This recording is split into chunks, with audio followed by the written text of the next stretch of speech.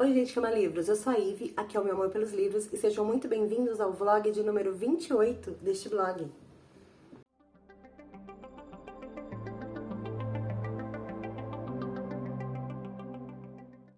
E o que eu vou ler neste vlog?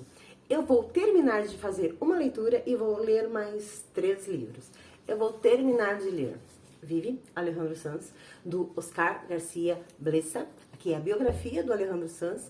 Eu já comecei, falta um pouquinho mais de 200 páginas para concluir.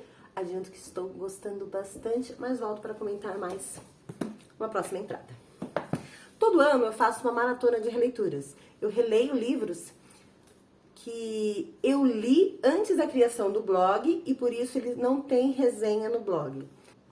E eu separei 3 livros para ler neste vlog. As Memórias do Livro, da Geraldine Brooks. Eu não lembro muito sobre esse enredo, eu lembro detalhes.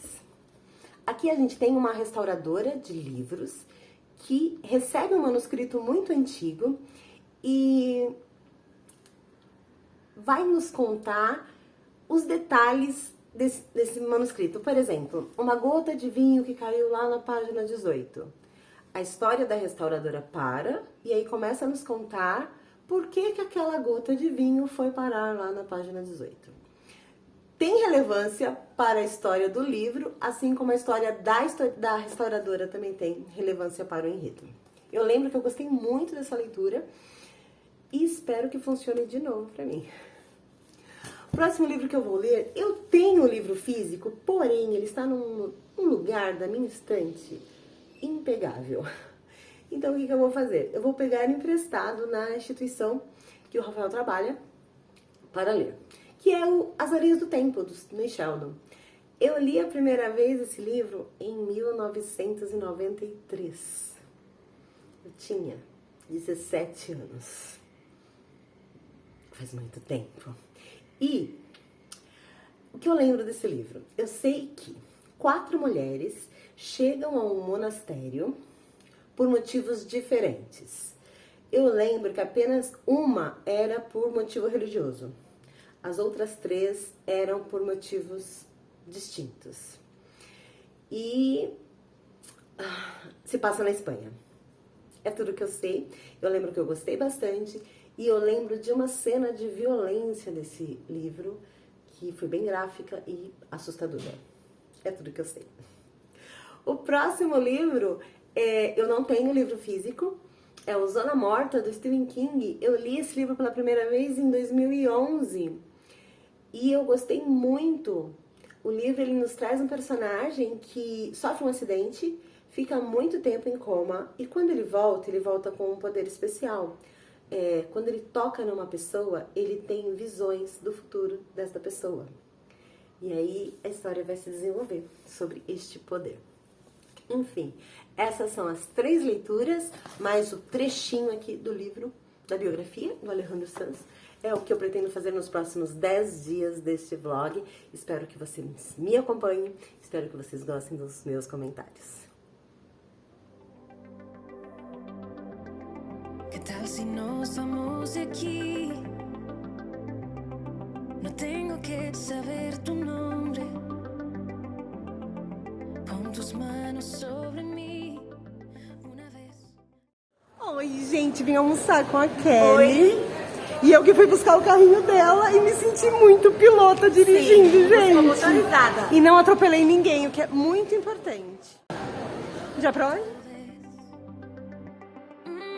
Quizás se vuelva amor o solo es físico. Quizás se vuelva. Oi, gente, faz tempo que eu não faço uma atualização aqui no trabalho, né? É porque tá tendo muito trabalho, é isso. Mas vamos lá, eu terminei de ler Vive, do Alejandro Sanz, e eu amei, amei, amei.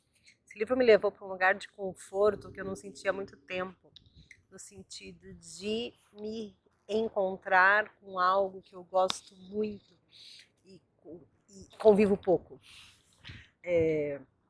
Gostar de música latina no Brasil é um caminho solitário. Os artistas não vêm pra cá fazer show porque não tem público. As músicas não bombam no rádio, não entram em trilhas sonoras de novelas. E isso torna o caminho da pessoa que gosta de música latina muito solitário. E ler o livro me deixou muito dentro desse universo. As referências, os artistas citados, os artistas que tiveram voz na biografia do Sanz. Me deixou muito confortável, muito feliz. E claro, né, quando ele cita pessoas que eu amo, como Rick Martin, como Tommy Torres, nossa, o coração rolava uma batida, porque realmente eu amo demais esses homens. Enfim, acompanhar a carreira dele sob essas vozes foi muito interessante. O livro ele se atém à vida profissional do Sanz. Vida pessoal é pouquíssimo mesmo. Pouquíssimas coisas são citadas. Antes dele começar a carreira como cantor, fala-se ali da vida dele na escola, fala-se da família, pai e mãe, mas isso é bem discreto. E aí quando ele começa a carreira, só se fala disso, das composições, das produções, dos shows, dos CDs. E é bem interessante. E embora tenha assim, algumas citações, algumas menções, né, do que era de conhecimento público, a vida pessoal dele é muito resguardada. Gostei bastante do livro, foi um livro que falou muito comigo, foi uma história que eu amei conhecer e momentos da trajetória dele que eu amei relembrar. E comecei a ler Memórias do Livro, da Geraldine Brooks. Já estou, inclusive, na página 100. Quando eu falei desse livro, eu dei um resumo ali muito porco, muito ruim do que esse livro trata. Aqui a gente tem uma conservadora de livros chamada Hannah. Ela mora na Austrália e ela é acordada no meio da noite porque foi encontrado um manuscrito muito importante para a comunidade judaica, um manuscrito que foi perdido na Idade Média. E ela é convidada a trabalhar nesse manuscrito. Acontece que esse manuscrito foi encontrado ali em Sarajevo, numa época de conflito, né? Em 1996, quando aquela região estava em guerra. E ela vai trabalhar nesse manuscrito indo para a Inglaterra. E aí, gente, cada detalhe deste livro, não cada detalhe, mas os detalhes importantes e que passariam despercebidos por pessoas comuns são aprofundados. Por exemplo, ela, enquanto profissional da área, ela vê ali uma asinha de inseto no manuscrito e ela sabe que não é uma asa de borboleta, porque os livros não ficam do lado de fora dos lugares, então pode ser uma asa de mariposa, porque mariposas sim entram nas casas. E aí, no capítulo seguinte, a gente vai saber como que essa mariposa teve contato com esse manuscrito. E nada é desinteressante, tá? Tudo é muito legal, muito bem desenvolvido. Teve aqui um capítulo que me deixou bem emocionada, inclusive, com uma personagem chamada Lola, importantíssima na trajetória desse manuscrito. Enfim, tô gostando bastante. O solo se une adiós.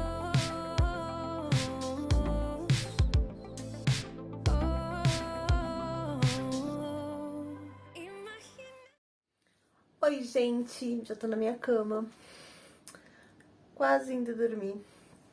E cheguei na página 270 de As Memórias do Livro, da Geraldine Brooks. E, ai, gostando muito. Como eu falei, esse manuscrito que chegou até as mãos da Hannah, ele mesmo, o próprio manuscrito, vai contar a sua própria história.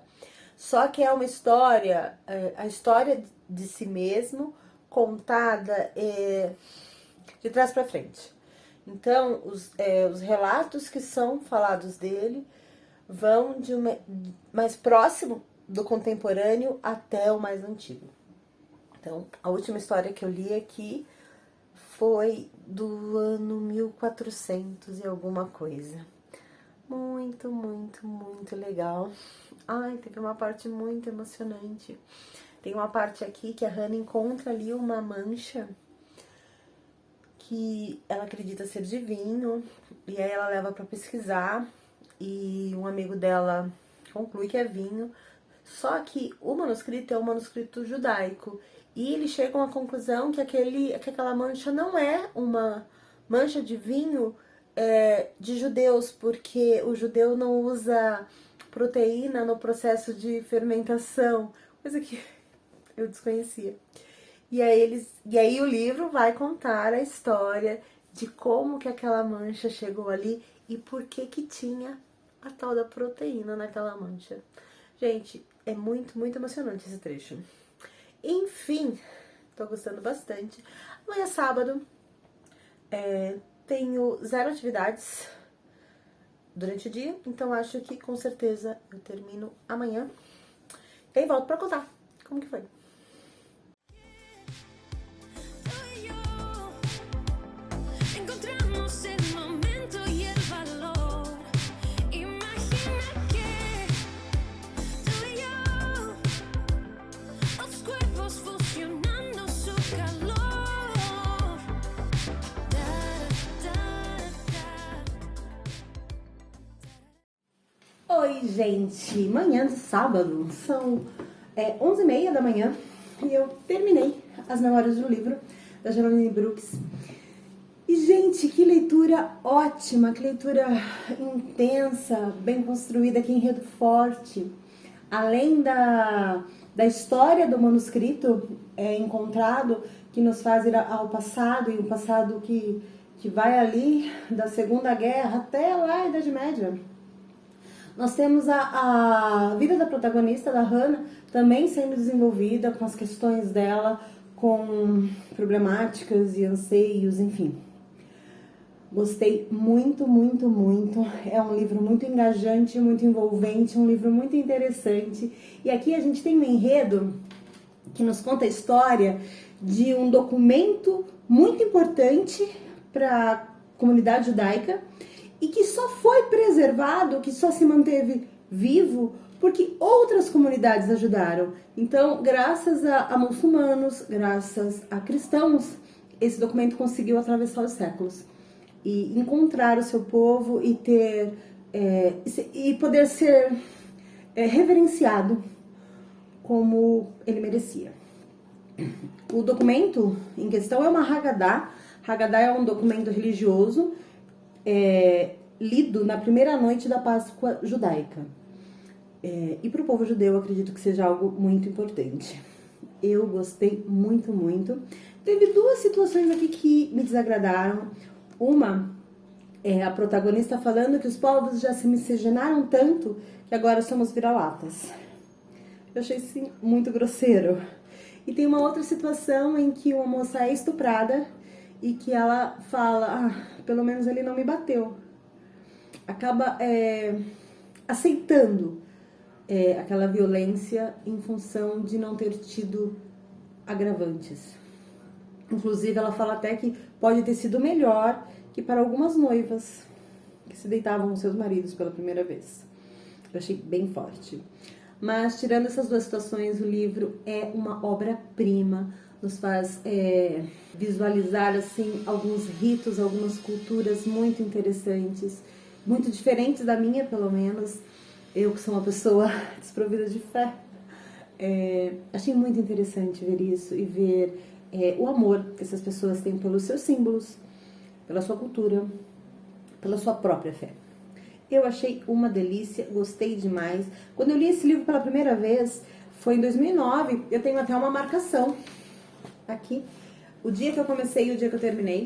Foi uma época em que eu estava retomando o hábito da leitura. Eu lembro que o André tinha 2 aninhos, era muita coisa para se fazer, a vida era muito complexa de atividades, e ler este livro naquela época me despertou o motivo por que eu amava tanto ler. Por que histórias tão boas assim conquistam tantos leitores. Eu lembro que esse livro foi importante naquela época, em função disso. E acho que é por isso que eu tenho essa história assim tão num lugar de carinho no meu coração. Gostaria que as pessoas lessem, comentassem mais, falassem mais dessa história, porque eu achei uma delícia. E esse livro ganhou o Pulitzer.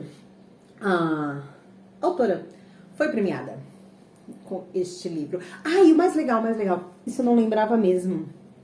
Tem uma nota da autora no final, dizendo que essa história foi baseada em fatos reais. Ela muda o nome dos personagens, mas essa Haggadah, esse manuscrito, ele de fato existiu, ele se perdeu na Idade Média, ele foi encontrado na Bósnia durante a guerra, em Sarajevo, e então foi feita toda uma restauração e um caminho retrocesso, né, de volta para saber detalhes desse documento. Nossa, achei isso genial. Enfim, recomendo muito. Eu não sei se esse livro está em catálogo. Se tiver, eu vou deixar o link aqui. Mas acredito que possa ser encontrado no estante virtual e em sebos, de uma forma geral. Gostei muito, é a minha indicação para vocês. Minha primeira releitura e aí amei. E minha próxima leitura é As Areias do Tempo, do Sidney Sheldon. Eu ainda não estou com o livro físico em mãos. Vou pegar hoje à noite com o Rafa e eu já começo a ler amanhã.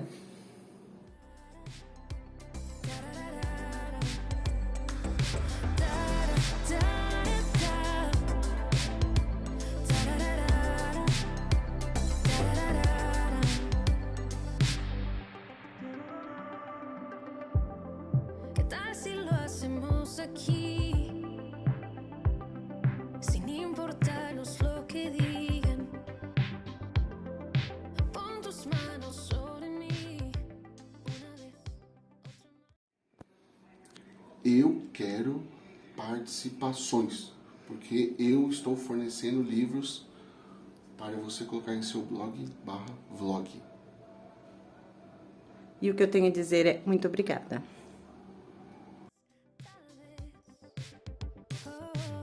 Quizás se vuelva amor o solo es físico. Quizás se vuelva a ver o solo sea un adiós.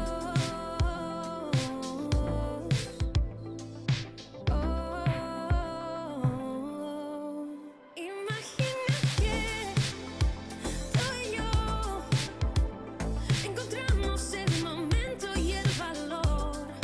Imagina que tú y yo, los cuerpos fusionan.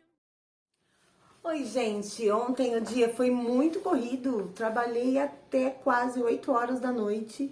Muita coisa pra fazer. Cheguei em casa exausta. Tudo que eu queria era banho, comida e cama.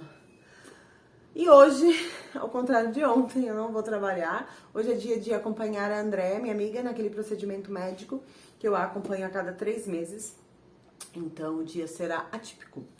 Comecei a ler As Areias do Tempo, do Sidney Sheldon. Já estou na página 102 e relembrei algumas coisas.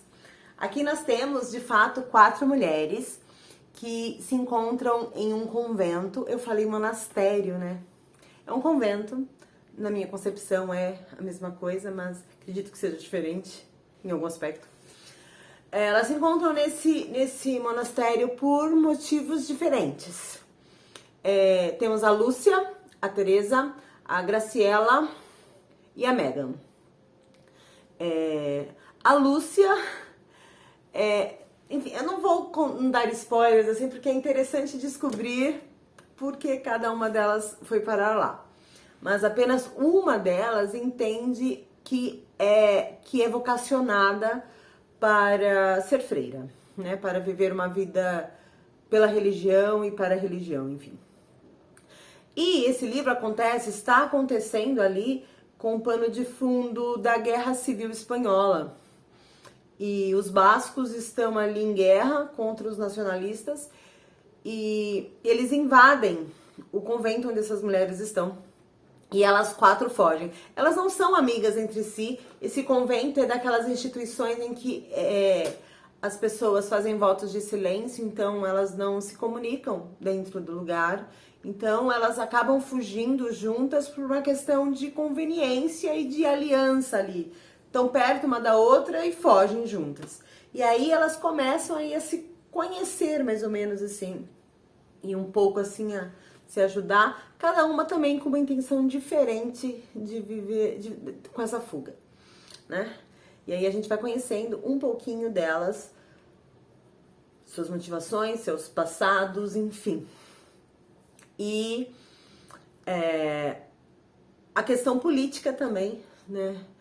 Porque essa guerra começou e o que defende os nacionalistas, o que defende os bascos, enfim.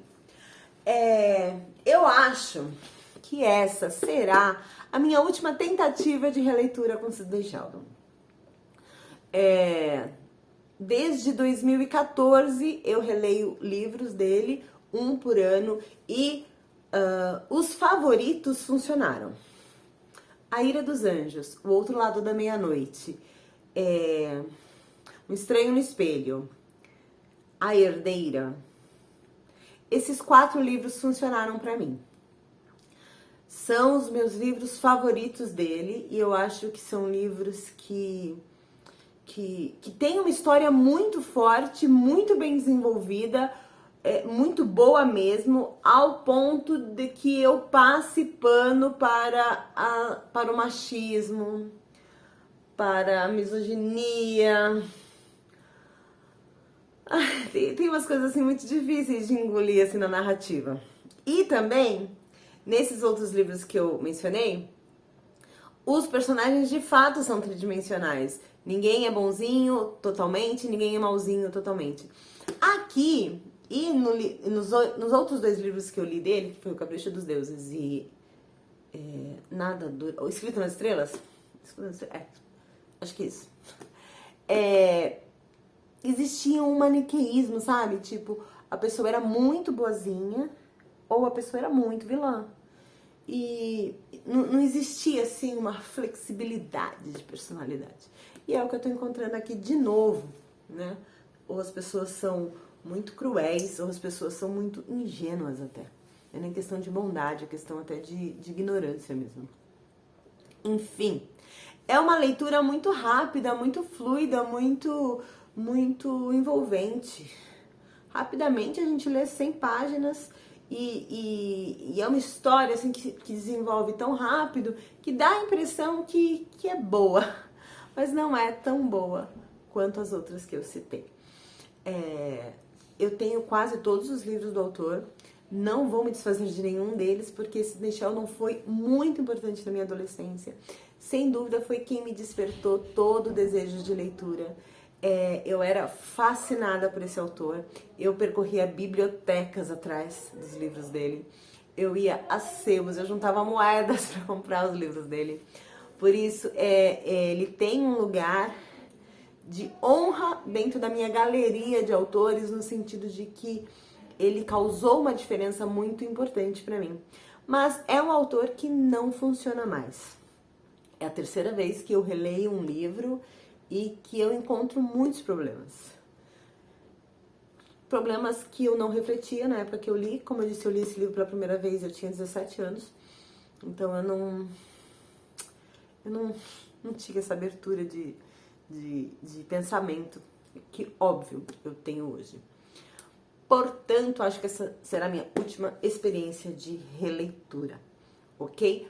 Mas concluirei, aí faltei 200 e poucas páginas e não tenho ideia de como termina, realmente eu não sei como termina. Conforme eu tô lendo, eu vou lembrando de algumas coisas, mas não sei como vai terminar.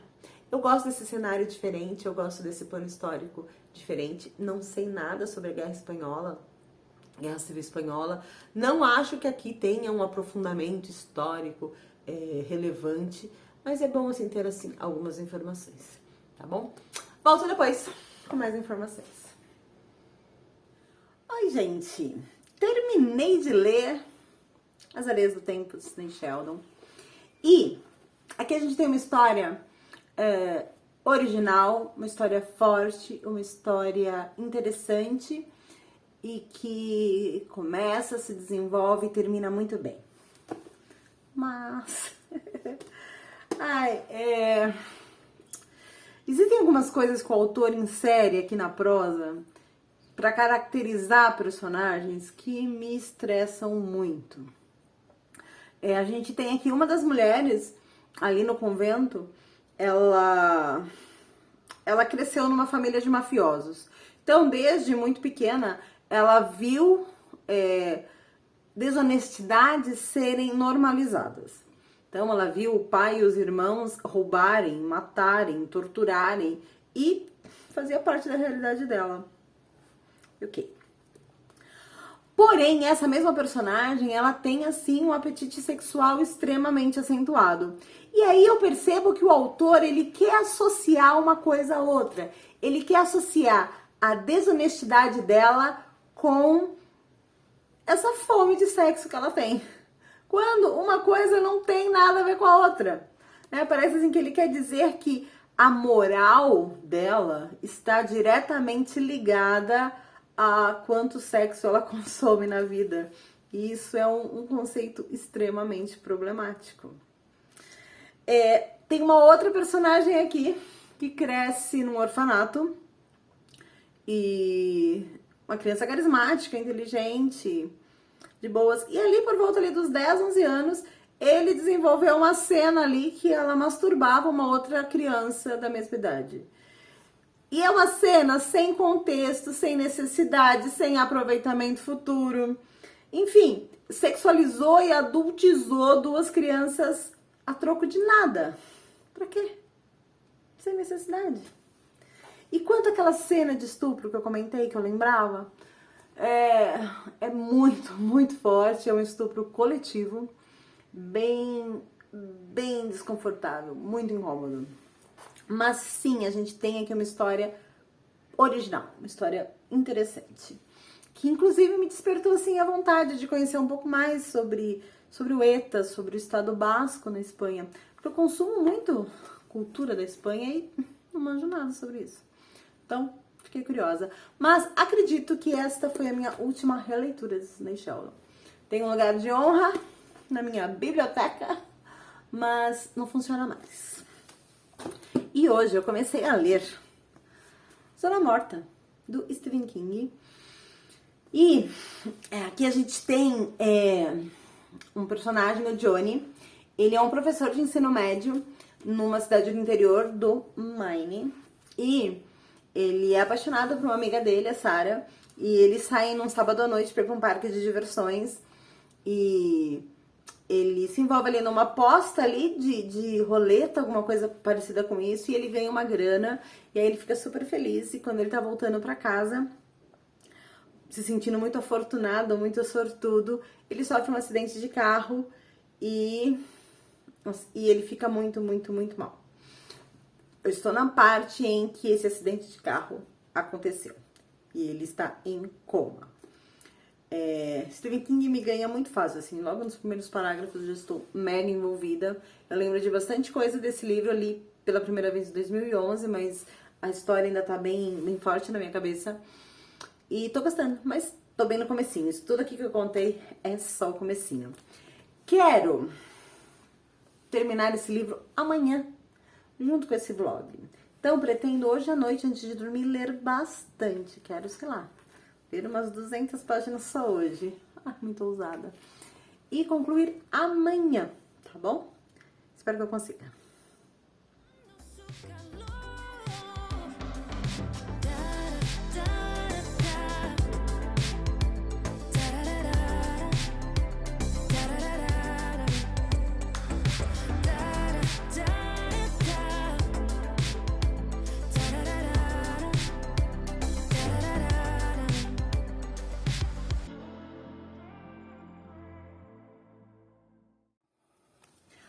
Oi, gente, cheguei na página 125 de Zona Morta e tô gostando bastante. E foi uma ilusão muito grande achar que eu ia ler 200 páginas ontem, né? Porque juntando o que eu li ontem antes de dormir e hoje indo pro trabalho, voltando do trabalho, é que eu consegui chegar em 125. Mas enfim, tô gostando bastante, mas não vou conseguir concluir essa leitura neste vlog. Então vou encerrando aqui, convidando você para me acompanhar lá no Instagram. Lá eu faço um conteúdo bem bonito, relevante, também é literário.